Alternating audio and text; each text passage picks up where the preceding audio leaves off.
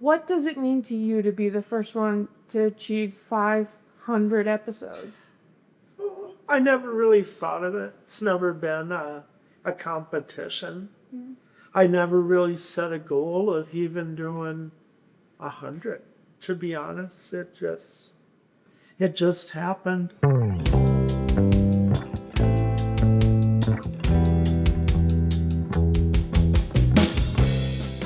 Hi, I'm Steam Stelton, and I do the Steamers Blues Show. How did you find your passion for blues music? Boy, that's a long story because I'm an old guy. I graduated high school in 1979. I listened to a lot of Ted Nugent, Head East, Stars. I was into bands like that. Went to a lot of concerts in Fargo.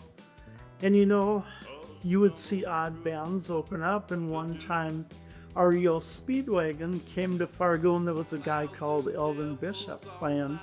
Then he had the hit Fooled Around and Fell in Love. I bought a few Elvin Bishop albums. Kind of started there. And then I moved to Bismarck in 1989. And in the early 90s, the Buckhorn Bar and Man Band started bringing in traveling blues bands. So I was kind of starting, this is good stuff. It's good music. So I went to Minneapolis to see a friend of mine. He goes, let's go down to the Blues Saloon in St. Paul when it was down on Rice Street. Pretty, not even Rice Street. It's on Rice Street now. It was downtown, rough. There was a shooting there the night before, a block away. We go to this blues club, Blues Saloon. We walked upstairs and got up there. Small tables all facing the stage, People were there for music. And I was just kind of looking around and looking at the vibe, the crowd. The band started, and I was like, I don't know what sold me on it, but that was the night that was the tipping point. And then there was more blues, came to Bismarck Mandan at that time. I went to a lot of that. Just a bunch of that. Then I began to book my own blues concerts with Rick Berge from Nightlife and Dan Perry from Mandan. We booked a few bands and got into the scene that way. And then Stacy Stern at URL Radio had said, hey, Steamer, you should do a blues show. So I did for a couple of years there, and then things worked out. I didn't do them anymore. And then Chad Peel got a hold of me when this station started, said, hey, Steamer, want to do some blues? And so that's how it started. You've gotten to meet quite a few bands and artists over the years. Yeah. Is there moments that stick out to you I can't believe I'm... Well, this summer, yeah. Last June I met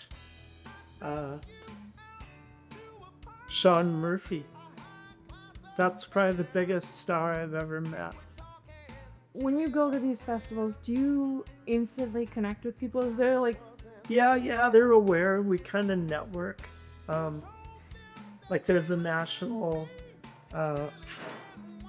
show out of Dothan, Alabama, which is a guy that grew up in Dickens, North Dakota, one of the biggest blues shows around. It's live on Facebook 2 nights a week, Sunday and Monday.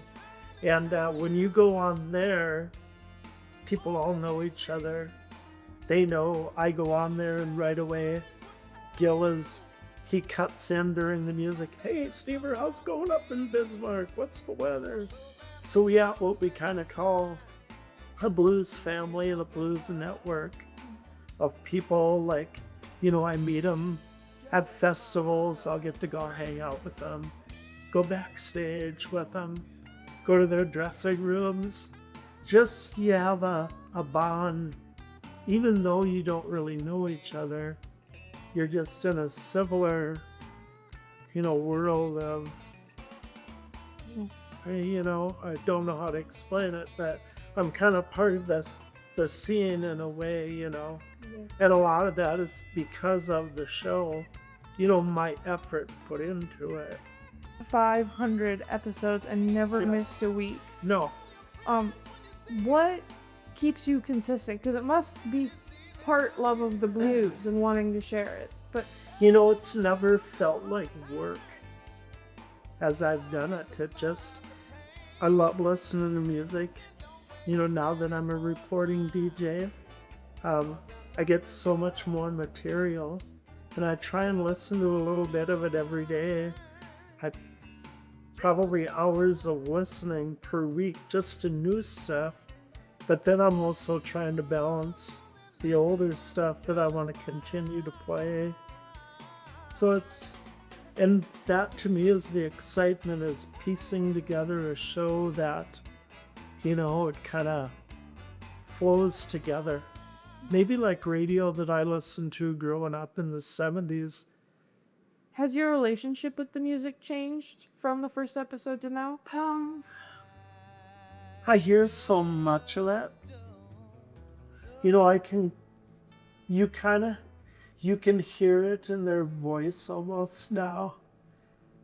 If they really are singing the blues from their heart, or if they're just kind of posing, there's so much stuff that is a lot of hard rock.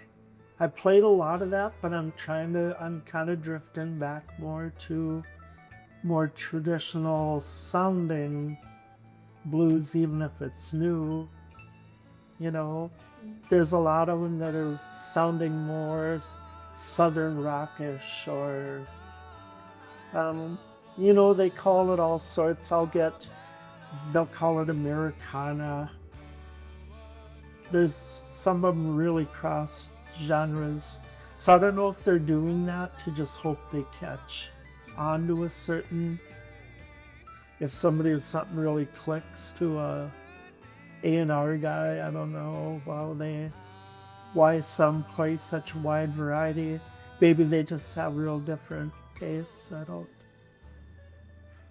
Is there something you're looking forward to because obviously the blues is still alive in you, Yeah. but what more do you want to do with the show? Where can you take it next? I don't know. I have a lot of requests for interviews, so I wish I could do a little bit of that, but then I also understand that's going to take a lot more time. Hopefully I'll be retiring in the next couple years. Maybe I'll have time to do more of that. Maybe retire, do some volunteer work here at the station, and maybe I can make some of that happen. And over 500 episodes, has it gotten easier to create episodes? Has it gotten harder? Oh yeah, I've got it down to a science. Usually on Friday night, what I've gathered all week, I'll time out my show, search the ISRC codes, because I'd made that mistake of playing it without it, and then I could find it. I panicked, and then I found it. But no, I usually do that Friday, and then I record it either Saturday, Sunday morning. And I do things different now. I used to do the whole show. I would record, then I would adjust my vocals at my levels and my everything. Well, now I make a script of that show. I do all the talking. Then I actually cheat and I put it into an Adobe podcast, and I enhance my voice to take out background noise and all of that, give it more depth. And that, which I used to have to do manually, which saves me just a ton of time and effort. So that part is nice. Was there anything in those first few episodes that you were really itching to get on the radio? Just that I think I played the same song my first show that I did when I did my first show on URL radio. Elvin Bishop, who's my favorite living legend of the blues, I played Right Now Is the Hour. And as the lyrics go, right now is the time for having fun, and that's kind of what my show is.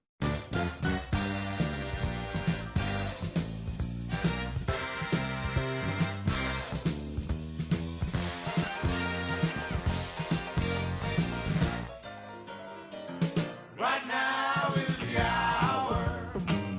Let's have some fun.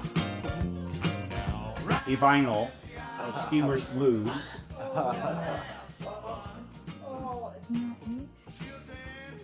Go ahead and open it up. Steven, why don't you stand by Justin? If you would.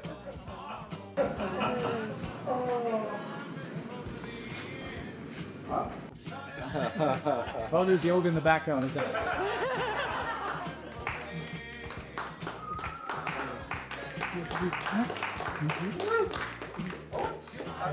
Yeah.